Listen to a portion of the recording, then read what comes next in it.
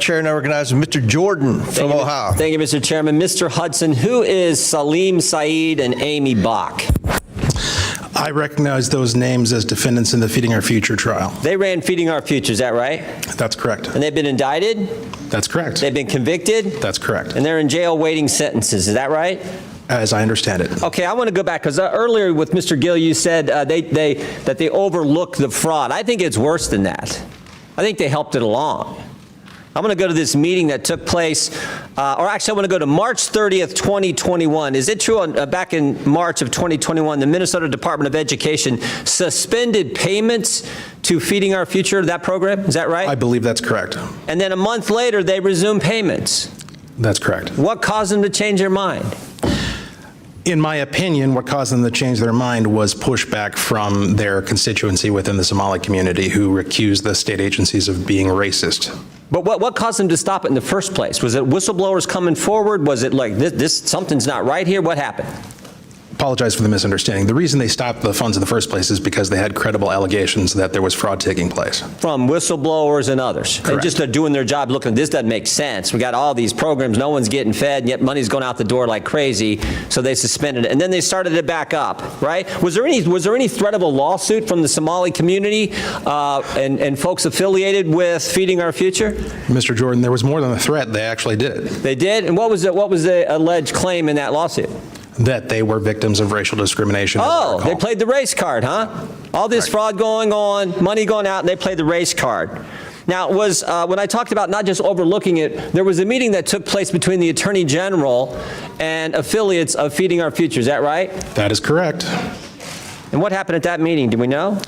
Yeah, we do, because we have it on tape. There was an audio recording made at that meeting that was entered into evidence in the Feeding Our Future trial, and it was later revealed through work from Center of the American Experiment, the full recording. And my observations of what took place in that meeting was that Attorney General Keith Ellison was focused on one thing and one thing only, and that was keeping these folks in business. There were no questions that he asked of these folks about how the kids are doing, the operation, how they're getting fed, who's being helped. Instead, the focus was entirely on ensuring that the money continues to flow. And I'll add that he went so far as to say that he was going to fight these people in reference to the state agencies. The state agencies are his client. Yeah, and when you said money's going to flow, did money flow to Mr. Ellison's campaign a couple weeks later from some of the folks who were in that meeting? Sure did. How much, do we know how much that was? I do not have that number. So it wasn't just overlooking the fraud. They were actively trying to make sure this program continued, and then they benefited from that politically with contributions to their campaign, all in this same year, all in 2021, when this was all coming to a head. Is that accurate? That is my understanding. And this fraud is much bigger than this, because as I look, it is just about, it's like 6 different federal agencies. Department of Homeland Security, Health and Human Services, Small Business Association, Housing, Urban Development, Department of Labor, Department of Agriculture. In this program and a bunch of others, they were shaking down the entire federal government, it looked like. 6 different federal agencies. Over, I think you pointed out, over the last 15 years? That's correct. And not only are the administration, the Democrat administration, overlooking it, they're helping it along. They're assisting it. They're going after whistleblowers, as your colleague pointed out, and they're benefiting from all this politically with contributions to their campaign. Not to mention the voting issue that you referenced earlier as well. Is that all accurate? I believe so. Oh, now there's more than 6 agencies involved. There's 6 federal agencies that got shaken down, but there's 2 other agencies involved now, the FBI and the DOJ. Right? How many people have been indicted now? I do not have that number in front of me, but it's significant. And I don't know how long y'all been in the legislature. We appreciate your work, appreciate what you do. But have you ever seen anything like this in your time in the I've never seen anything like this in an agency. Miss Robbins, you're the chair.